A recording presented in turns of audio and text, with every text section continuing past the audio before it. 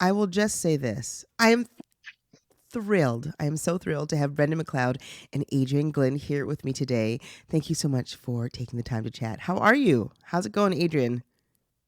I'm good. I'm in Vancouver. I'm about to shoot off to rehearsal for Leonard Cohen theater show that I'm rehearsing, but yeah, busy is good. Awesome. Wonderful. And Brendan, how you doing?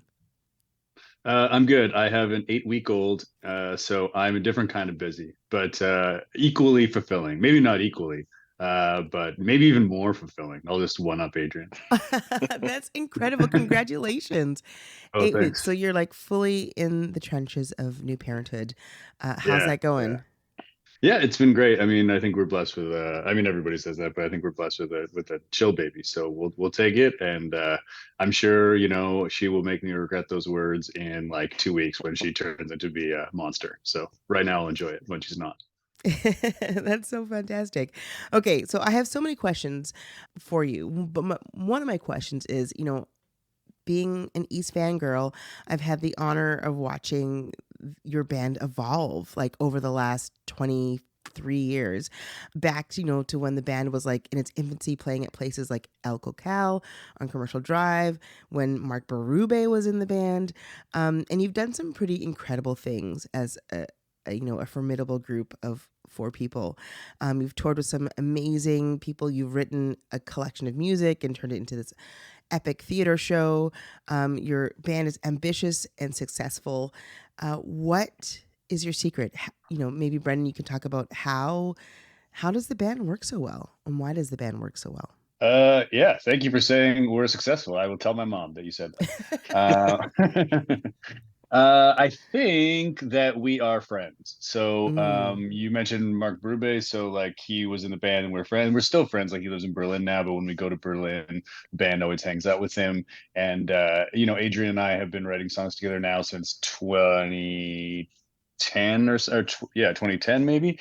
And we're friends. And Carly and Chris are our current like collection of roster mates. We've been together for 5 or 6 years, and we're all friends. So as we get older, I think it's just that's the thing that like really, there's not a ton of fame and fortune in folk music, but there can be like deep meaning and evolution of ideas with when you're really close. And so I think that especially as we get older has been like the key is that we like spending time with each other. And so touring is not brutal, and it's also like when you're hanging out with your friends you get into these conversations, and then that leads you to more ideas. And so in that way the band, we just talk about stuff, and then new ideas spring up kind of organically. So it's been nice. That's beautiful. I think it's so great that, not only are you like musically compatible, but you spend time to nurture your friendships, which I think really is, a high art form, and it can be Nice. it can get like put on the back burner sometimes when you're in a band that's working hard. It's like, yeah, we'll hang out later, like whatever, blah blah blah. But you gotta maintain those relationships. So that's proof. And Adrian, I was had a question for you in regards to how you and Brendan write songs together. Was that kind of like the first connection point in your friendship? I guess I joined the Fugitives. I auditioned to be in the Fugitives actually in a basement apartment in East Van. That's where I first met Brandon McLeod and Barbara Adler, who was in the band at the time. Yeah. Classy audition. Basement. Yeah. Yes. And I think I brought in like I think I played a couple songs in the audition, and then they asked me to join the band, and so I brought a few like song ideas to the album. They were sort of like halfway through finishing, and so it was that didn't feel like song. It was more like here's some ideas, and we'll kind of record this song. It wasn't until the next album that really felt like, and it was just Brendan and I at that point doing the songwriting, that we really had to like buckle down and figure out how we worked together. But by that time, we'd already been on several tours together. So I think probably surviving tour together and not hating each other was the beginning of our friendship. Slow burn. When you sit down to write, are you both, in the room starting from scratch? Or is it more like, I've got this idea, here's this little nugget, let's take it and let's work on it? Or do you work apart and then come together?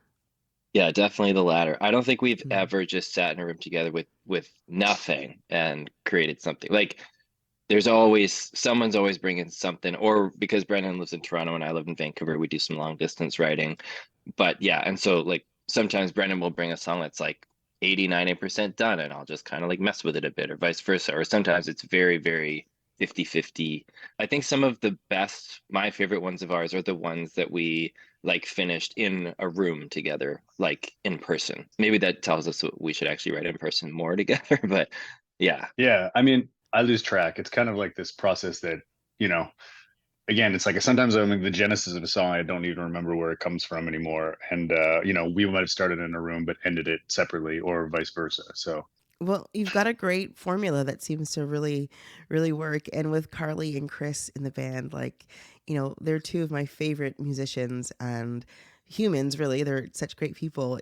I feel like this latest iteration of the band is really, it's very beautiful. And I feel like you can do no wrong.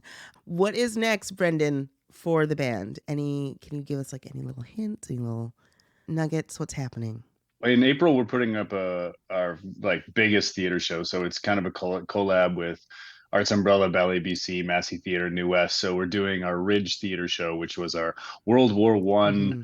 album of soldier songs that we made into a kind of a musical storytelling show. And now we're adding dance to that show. So it's called Over the Ridge, and it's due in April. Not due, it's premiering in April. And and you can It can be yeah, due. you can tell by It's my a theater by my baby. slip there that it's like it's incredibly huge project and very scary in terms of whether we'll be able Mm. to execute it, but at the same time like super exciting. And you know, we feel very blessed to like be able to collaborate with, now it's like, you know, we're going on 10 different artists to make this show happen, like the dancers, the choreographers, the lighting designers, the directors. So it is, yeah, it is just it's terrifying and really exciting. Yeah, I mean, all great art is terrifying. So that's pretty amazing. And I always think it's really interesting when I hear you speak about like all the organizations that are involved. And I just think like, my God, somebody was a grant writing machine. And like, who was it? Was it you? What an incredible feat to be able to produce something like that. Is it going across Canada? Is it just going to be in one city? Where's this show going to be happening?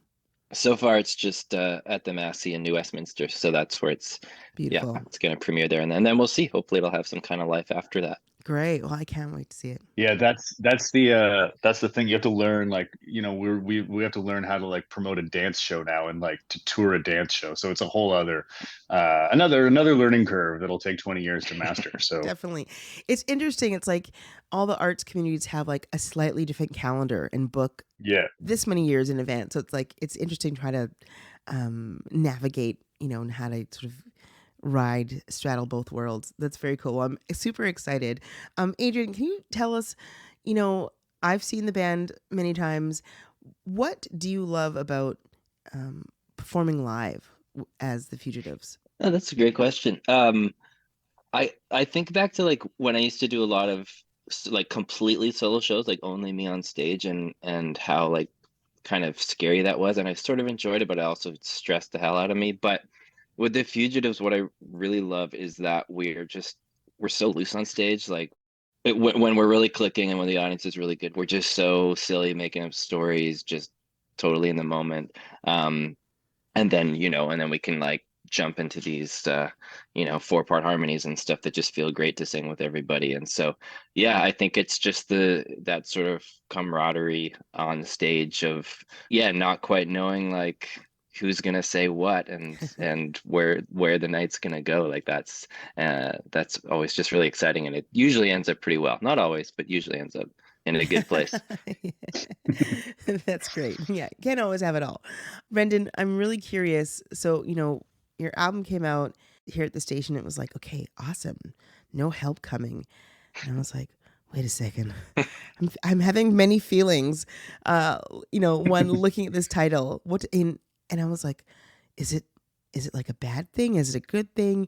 And as I'm listening to the album, I'm still not quite sure, which I love. I think it differs from day to day, but I'm curious, Brendan, if you can share with our listeners what is behind that title, what inspired that title. yeah, I don't think we know if it's a good thing or a bad thing either. Adrian, I think, Mm-hmm. thinks it's a good thing. He's, maybe Adrian is better explaining the pale blue dot thing. Oh Adrian, yeah, you can let's go. hear I'll it. just Yeah. Yeah, I don't have the quote in front of me, but it's that Carl Sagan thing where when he turned the satellite around in 1979 to look back at the Earth, and it took a photo, and the Earth was just a pale blue pixel. And then he wrote this whole beautiful speech. And part of it, he says, there's everyone you ever loved, every war that was ever fought, like everything. And then he says, there's no sense that there's from anyone coming from that black void to save us from ourselves. So all we have is each other, and we have to figure it out. That's a huge paraphrase. He wrote it way more beautifully than that. But I liked that idea of like, yeah, there's no one coming to help us. We have to help ourselves. And I think that's true in the climate crisis. And it is scary, but it is also, it should be, and I think is very inspiring. No help is coming, so it's on us. So I like to think of that as being galvanizing, I guess. Yeah. Yeah, that's beautiful. Ah, my goodness. I want to thank you so much for your time today. Thank you for chatting and for your honesty and just being truly delightful. All the best, and I can't wait to come and see your next live show. From the album No Help Coming, you just heard Adrian, Glynn, and Brendan McLeod of The Fugitives. This is their song, The Story of Our Times.